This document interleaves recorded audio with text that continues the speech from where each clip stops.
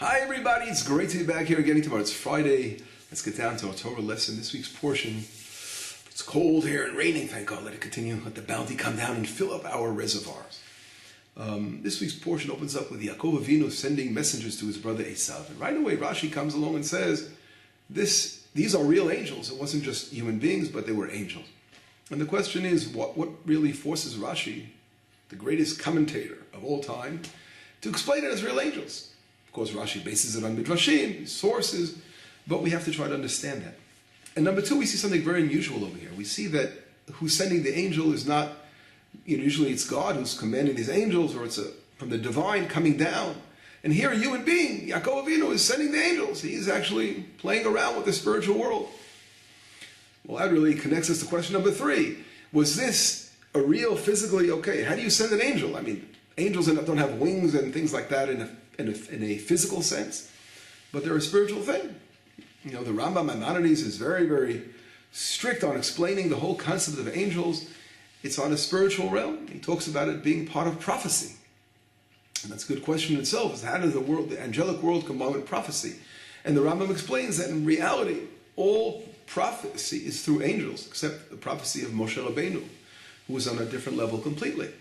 So therefore, if we're dealing with real angels, then it was some kind of a prophetic kind of thing. It was some kind, according to the Rambam, Maimonides at least, and it was something going on over here in the spiritual realm, not really a physical sending of angels that we would do a regular way, but it was something like a laser beam, maybe. But something, these things have to be understood. Of course, we say in Hebrew, there's an expression, Dvarim she'omdim berumo shel olam, things that are the highest, the highest places in heaven.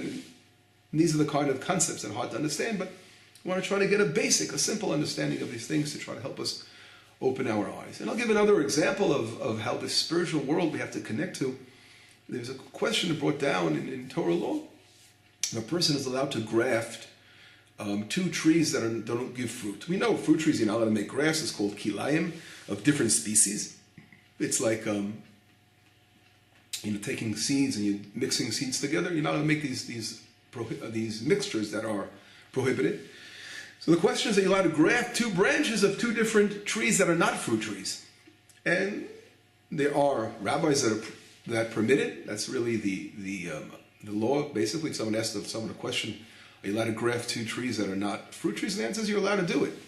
But there's interesting other opinions that are more strict, although you're allowed to, but they bring down the Nachmanides. Nachmanides explains that by grafting, you are causing some kind of confusion in the upper worlds. In other words, there's this, and he brings down the Midrash that says there's not a blade of grass, there's not an angel that's above that blade of grass saying it to grow. And this, in other words, we have to view as a spiritual realm. And the Rambam is explaining that we are interfering with the spiritual realm by mixing things that shouldn't be mixed. Let nature maintain itself, and by interfering with nature, you're causing problems.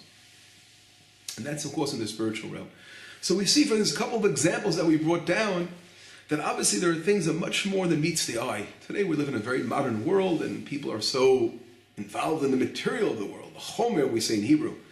But we have to work much harder to connect to the spiritual. At the same time, we live in a time where we can talk about the quantum computer, that the development of science is amazing, and people could realize that there's a much more deeper realm now. That the science eventually will lead to the spiritual realm, because it's going deeper and deeper into understanding matter and particles in the cosmos. But of course, all that takes us to the spiritual realm, and that's really they're connecting so deeply that eventually they're going to reach that spiritual realm from the side of science. And we know that as people who are Torah people connected to Hashem, but the scientific secular world will get there one day, and God willing, through the science discoveries, they will have to admit to the existence of a creator of the universe, which is so obvious to all of us, and they'll begin to connect more and more to spiritual things. And I think the quantum, that whole story of the quantum really is, if you study a little bit about the quantum theory, you see the things that are so strange, like entanglement, for example, that obviously show that there's a spiritual world. But anyway, let's leave that aside. That's not the topic about our lesson today. Angels are. So anyway, getting back to Yaakov Avinu, how does he control and send angels? And I'd like to bring down a Talmudic source here, which I hope will wrap this together. In the Talmud, we learn something very important, that when a person studies Torah and does a good deed, it says he creates what we call it an angel. He creates an angel. And when he does a bad deed, he's creating an angel as well. In other words, by our actions as human beings, the more we do good, the more angels we have that are with us, that are standing with us.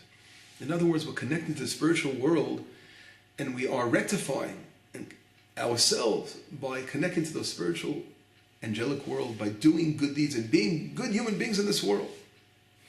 On the other hand, God forbid, if we're going to sin, we're not going to do the right thing in this world, then every time we do something that we're breaking that connection with the good, with the angelic world in the sense, and we are connecting ourselves, unfortunately, with the dark side. The dark side, it's not like in Judaism, it's not like a different, I'm not saying there are two different sides.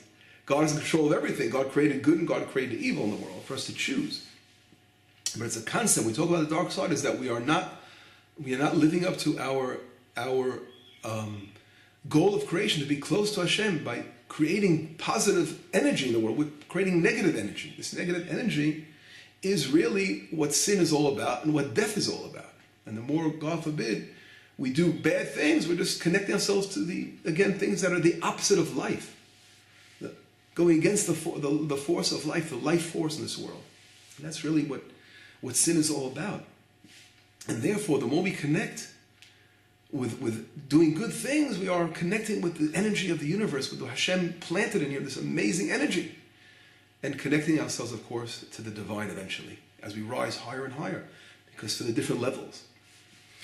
If we take an example, we see with Hagar, the Egyptian, when she didn't have a child and she prayed, whatever it was, she got pregnant and she ran away, and she meets the angel by the well, and the angel, she calls the place where she met the angel Be'er Lachai Ro'i. The Be'er meaning the Be'er, the well. Lachai. Lachai is the name of an angel, means life. Connecting with the angelic force of life. That's what she calls it. It's amazing. Be'er Lachai Ro'i. So in other words, another name for an angel is Chai, life. And that's the life force. When we do something good, we connect with that life force. And we do something bad, we're connecting with the forces that are against life, that destruction.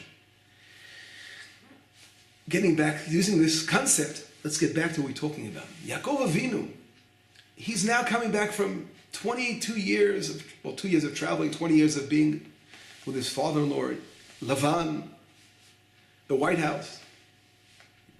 Difficult struggle, of course, we know the struggle over there. And dealing with someone who was a criminal, literally. And coming back to have to deal with another criminal. Dealing with these evil forces, those who are going against life, those who are cheating and going against life. And Esav, his brother, someone who's living by the sword. He has to deal with these evil forces. And as a human being, we have to go above that in order to deal and to overcome these evil forces. We ourselves have to make ourselves angels, connect to the angelic world. And by doing so, we are becoming angelic.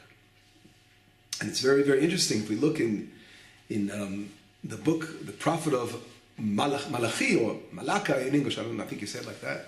It says, at the end, it brings the verse, Ki siftei kohen yishmuru dat, tivakshu Torah mepiu. In other words, it says the mouths of the Kohen, they will seek knowledge. And it mentions because Ki malach Hashem tzvakotu, because he's an angel of God. In other words, a Kohen, this is what Malachi says, you look at the end of Malachi, it talks about how a Kohen, a high priest, he will be sought after.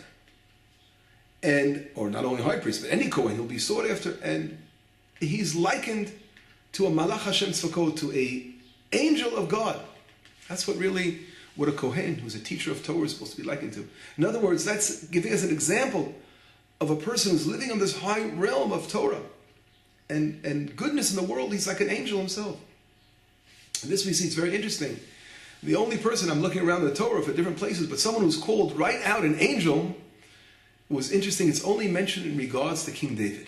It's really here, of course, to Kohanim. But I'm saying directly, if you look in the book of I think Samuel, we see right, of course, in Samuel, that's what King David is mentioned most of the time. I think it's mainly in Samuel 2.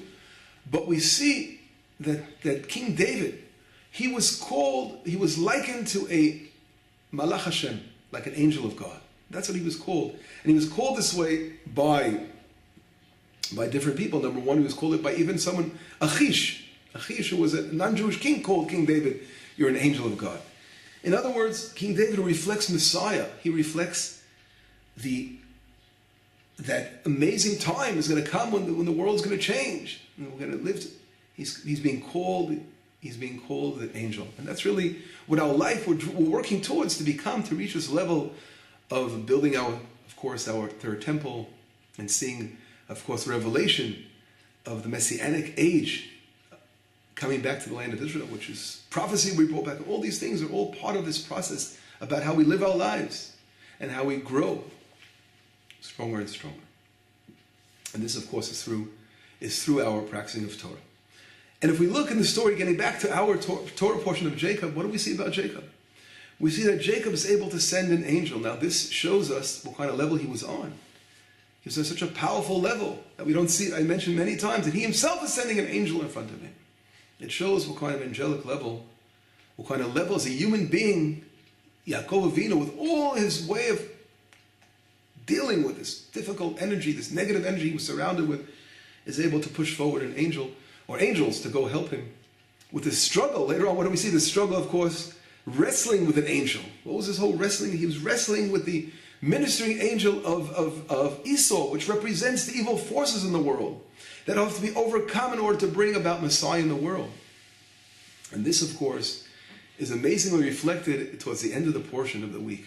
The end of the portion, we see 43 verses that are dealing with Esau, Edom, the Edomite kingdom.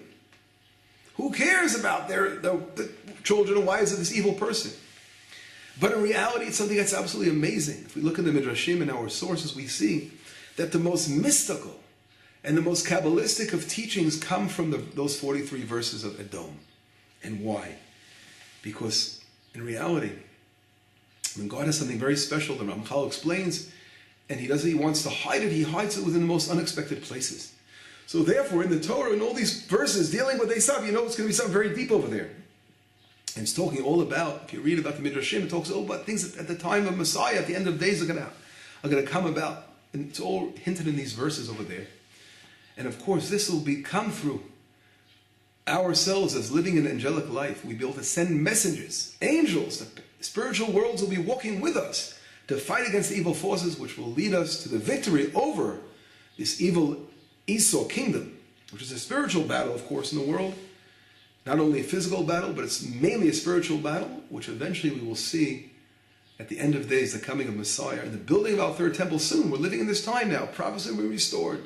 So we have a lot of work to do. Shabbat Shalom, B'sorot Tovot, Yeshuot Benechama.